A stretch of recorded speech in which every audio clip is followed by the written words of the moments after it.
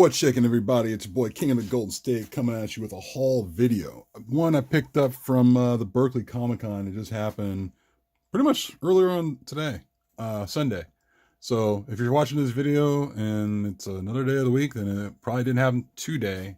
So yeah, got a pretty good haul of stuff, and it's pretty cool to go to a show in the Bay Area where you get just grab like fillers and also, key books, and also just hot stuff. And sometimes you come across a treasure or two. You'd be surprised what you find there. But yeah, like I love going to those comic shows or like just, they'll have like quarter bins and 50-cent bins and dollar bins, and you just grab whatever you want, especially whatever helps your collection too, if you're a hoarder like myself. So without further ado, let me show you guys what I picked up. Before I go, actually, there is an ado. Be sure to like, comment, and subscribe to the video, and also subscribe to the channel. It helps out the channel grow as I continue to keep putting out videos. So being that this latest one is a haul video. So again, without further ado, I found this in a 50-cent bin over at the show. That is Green Lantern number 141. That's the first appearance of the Omega Men. And I already have a copy of this, but whenever I see one, actually I have two other copies of this actually, but this would be my third copy. This one's not in the greatest shape. I mean, it really made a case for being in the 50-cent bin, but I couldn't turn it away. It's a great George Perez cover. And yeah, I just had to pick that one up. So it makes for, like whatever. And then of course I had some fillers here, some Avengers 205, got a Avengers 203. Some dollar bin goodness here. Got Avengers 202. That's a great Ultron cover. And also an Avengers 182. And yeah, those are pretty cool, man. I mean, it's good to get these, off your want list for your collection, These were in the dollar bin. I found the Incredible Hulk Future Imperfect 1 of 2, George Perez and Peter David story. Also 2 of 2. Got these for $1 each. That one was pretty cool. I always been meaning to pick this one up, even when it first came out, like years ago. And I never got around to it. But once I saw these in a dollar bin, I was like, yeah, why not? Now it's time. Now the time is good as any. So I picked those up. See, also found let me see this Iron Man 290. I think I have, did I pick up a 300? Yeah, I did pick up a 300. Picked up 290 and also Iron Man 300. I don't recall the significance. It's probably not going to show up very well with the glare on the cover, well, with the cover. But let's see here. But I don't recall the significance of Iron Man 300 or 290. I just think they were cool covers. So those were in the 50-cent bin. And also, I also found a really decent cover of this Doctor Strange number 15. This is the cover that was recalled, and it was because of the fact that Amy Grant's likeness, the singer Amy Grant's likeness, is actually, on the cover. And they have her as like a vampire, which is kind of cool. She didn't think it was cool. That's why it got recalled. But I found out in the dollar bin. They had a lot of dollar bins there around, and it's pretty cool having the opportunity to just grab what you wanted. So, I grabbed that. Also found this for $1. It's damage control.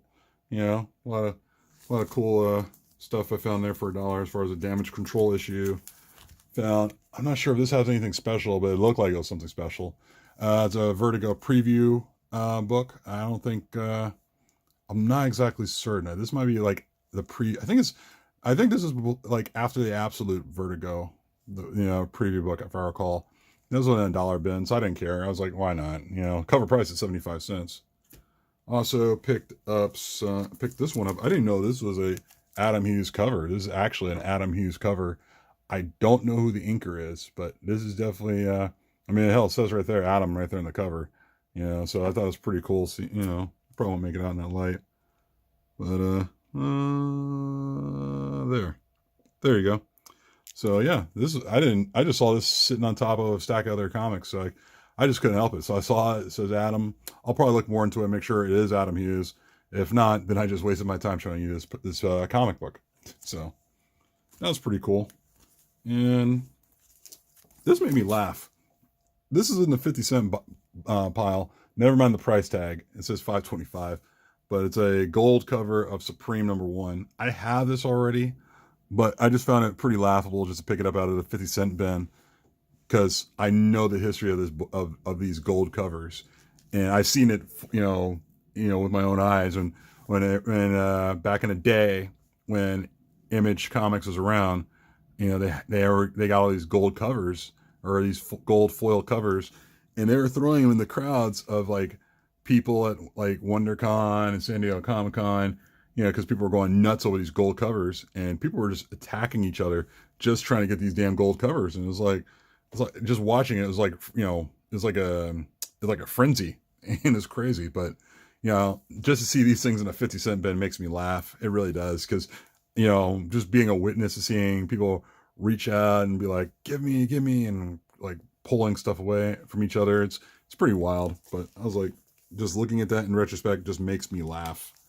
Also, let's see, got some fillers on some Doom Patrol. Haven't watched the show yet. I've been meaning to get around to it, but I think I'm just gonna pick up the single issues, like instead of like the collected. And I got these for about $1 each, despite the price tag. And I'm working on trying to get up on the Doom Patrol run here. So this one's got a couple spine ticks. Maybe that's why it's like $1. But it was pretty cool getting some fillers. As far as some good stuff, now I got some stuff here that probably has price tags, and some of the price tags are real, and some of them aren't. Like this one's a real price tag. X-Men Worlds Apart. Nice J. Scott Campbell cover. Guy at the shop over there, or not the shop, guy at the over the con had a stack of J. Scott Campbell stuff. And I'm not too crazy about J. Scott Campbell. Don't get me wrong. I like J. Scott Campbell. And for me, like I said, he asked me if I like J. Scott Campbell, and I'm like, yeah, it depends on the J. Scott Campbell, because sometimes he does some really, really good stuff, and then he does some stuff which is like he mailed it in. This one was actually kind of in between. I think it's a little bit over the mailed it in. This was a good cover, and I dig it. So got that one for $10. Same booth. I don't even know if I still have. I don't even know if I have this on a 9.8. I thought I bought this in a slab 9.8. I don't know. But Lady Deadpool. I got that one for $25. It's a one shot. I know I'm gonna kick myself when I find my slab in the 9.8 of Lady Deadpool that I bought like years ago, and it's like whatever. But I actually like this cover. It's a pretty cool cover. It makes me want to have pizza right now. And covered by Greg Land, and I got it for $25. Not a crazy deal, but whatever. Thank God for patience. Because I was about to buy this at another shop up north in the North Bay, for Northern California, for $20. I thought it was too rich for my taste, and I do like Gillian Marsh, but I'd said it was too rich for me. I'm gonna back off. Thank goodness, because I go to this show today and I find this for $6, and I was like, hell yeah, I'll take that. So I couldn't believe my eyes. I had to grab it and go with it. So there we go. Gillian Marsh, one shot, Joker Asylum, Poison Ivy. Yeah, sometimes you have to be patient on what you're looking for, guys. Sometimes, if it seems too good for you or it's too much for you, just back off. Don't be afraid. This one I didn't even know existed. And this is an Adam Hughes cover of Tomb Raider number 49. I don't follow the story. I just follow the covers when it comes to Adam Hughes doing Tomb Raider. And this is a really, really sick cover. I like this cover a lot. But not as much as I like this cover. Got this one from another booth. And I think I need to get more of the voodoo stuff. I know there was another booth where I decided to, I wanted to grab some Adam Hughes stuff, and this one stuck out, literally stuck out. This was pretty cool. And Alan Moore wrote the story for this miniseries, and I just love the cover by Adam Hughes on this. But grab that, and then of course another the booth where I bought like that Poison Ivy. By the way, I almost forgot to show you guys this. This one blew my mind, and I don't know if I might sell it at some point. But I got this, and I kid you not, that price tag is a real price tag. that I left that on there just to show you I'm not shitting you. That was serious. I even showed the guy and he said, dude, you want to sell this? He's like, yeah. And I was like, for that price? Yeah, why not? And I was like, okay, sure. So I picked this up. This is like this is probably this was major for me. I mean, I already have a couple other copies of this, but just to see this sitting there at that price in a short box, I was like, get the fuck out of here. You gotta be kidding me. So I couldn't say no. I had to grab it, and now it's mine. So it's pretty crazy just seeing that just sitting there, and it was just like mind blowing to me. So I'm just happy to have that in my collection. That makes 4. So pretty stoked to see that.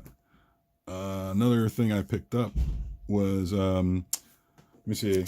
Picked up 2 copies of this. One I picked up thinking they couldn't find any around the con, but I didn't pick up Detective 1000 because I'm waiting for the hype to die down on Detective 1000, to be honest with you. But I did pick up this because I couldn't find any copies around the con. And it was kind of those things where I was like, oh, well, I was kind of settled for this. And the guy at the show gave me a pretty good deal for this issue of Detective Comics 27. I believe it's got like a Scott Snyder backup story, which has something to do with upcoming, I believe in the upcoming Scott Snyder book, or like a Scott Snyder Batman story that's supposed to be coming up pretty soon. I forgot what it has to be based on. So I got this. It's signed by Greg Capullo, signed by Neil Adams, and signed by Scott Snyder himself. And there's no certificate of authenticity, but the guy I bought it from, I know the guy for years, and he's able to get some pretty good autographs, and it was pretty cool that he had this here. So I got it for a good price from the guy, and about a couple minutes later, I was kind of like digging through another box, and guess what I found? One that's not signed. And I was like, son of a bitch. God. So, I mean, it crossed my mind when I have situations like that to go bring it back to the guy. But there's one rule about comic books sometimes. You really don't want to bring books back immediately after you purchase them. I mean, that's just a thing. It's kind of like an unwritten rule, don't, because chances are you're probably not going to get your money back. Don't do that. Just, keep it and move on. Maybe you sell it somewhere else. Somebody else will buy it, but it's good to have 2 copies of this. But I'm trying to think about the story this is going to be loosely based off. It's an upcoming Batman comic by Scott Snyder and Greg Capullo, if I recall. So it was pretty cool just getting, I was looking for one, but I got 2. And the other one signed, so it was pretty cool. And then I went to, as the con was dying down, I went over to one of my go-to booths, and over there I picked this up. One that's been on my list for a while, and it's Captain Marvel #1. It's a variant edition by Adi Granoff. This was pretty damn sleek to have. It's a VF. I'd say borderline near mint. I'm not sure if there's a spine tick or 2. If it is, it would be very minuscule. Usually gives it to me, he usually gives me a really good deal. Not $100. That was not $100. That one was way below. And I was really happy that, he gave me for a really good price. And I'm really grateful. And that's why I like coming back to them, because, they like having, good books there. Shout out to Bunky Brothers for giving me this book at a great price. So I got more stuff I got to press and get slabbed now.